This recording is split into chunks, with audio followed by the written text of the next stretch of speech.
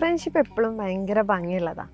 പക്ഷേ ഒരു ആൺകുട്ടീൻ്റെയും പെൺകുട്ടീൻ്റെയും ഫ്രണ്ട്ഷിപ്പ് ആണെങ്കിൽ അത് ഭയങ്കര ബോണ്ടായിരിക്കും. കാരണം അവർക്ക് എല്ലാ കാര്യങ്ങളും അങ്ങോട്ടും ഇങ്ങോട്ടും പറയാൻ പറ്റും, ഒരു ടൈം ബൗണ്ടറി ഇല്ലാണ്ട് സംസാരിക്കാൻ പറ്റും. അങ്ങനെ അവർ തമ്മിലുള്ള സംസാരിക്കുമ്പോൾ അവർക്ക് കുറച്ചും കൂടെ ഓപ്പണായിട്ട് സംസാരിക്കാനും പരസ്പരം അങ്ങോട്ടും ഇങ്ങോട്ടും മനസ്സിലാക്കാനൊക്കെ കുറച്ചും കൂടെ പറ്റും.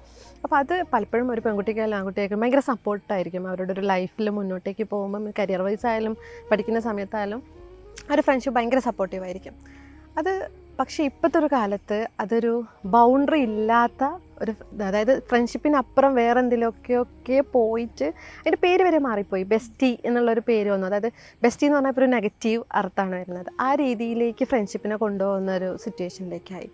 പക്ഷേ അവിടെ ആ പ്യൂരിറ്റി, അതായത് ഇതെങ്ങനെ അവരെ എത്രത്തോളം ഹെൽപ്പ് ചെയ്യുന്നു അവരെ മുന്നോട്ടേക്ക് കൊണ്ടുപോകുന്ന ഇപ്പോൾ അവരറിയുന്നില്ല. വേറൊരു അർത്ഥത്തിലാണ് അത് പോയിക്കൊണ്ടിരിക്കുന്നത്. പക്ഷേ ഏതൊരു ഫ്രണ്ട്ഷിപ്പായാലും നമ്മൾ അതിൻ്റെ ഒരു ബൗണ്ടറി വെച്ചിട്ട് ആ ഒരു ലെവലിൽ, അതായത് വേറൊരു രീതിയിലേക്ക് ഫ്രണ്ട്ഷിപ്പിൻ്റെ അപ്പുറത്തേക്ക് അത് പോവാതെ ആ രീതിയിൽ കൊണ്ടുപോവുകയാണെങ്കിൽ അത് നമുക്ക് മനസ്സിന് ഭയങ്കര ഒരു ആശ്വാസമുള്ള കാര്യമായിരിക്കും. നമ്മുടെ ലൈഫിൽ നമ്മുടെ കൂടെ ഒരാൾ, ഇപ്പോൾ ഒരു പെണ്ണാണെങ്കിൽ ഒരാണപ്പുറത്തുണ്ട് എന്നുള്ളതും ഒരാണാണെങ്കിൽ ഒരു പെണ്ണ് ഫ്രണ്ടായിട്ട് അപ്പുറത്തുണ്ട് എന്നുള്ളതും പല സിറ്റുവേഷനിലും, ഇപ്പോൾ ഈവൻ മാരീഡ് ലൈഫിലാണെങ്കിൽ പോലും നമുക്ക് ഭയങ്കര ഒരു എനർജി തരുന്ന ഒരു കാര്യമാണ്.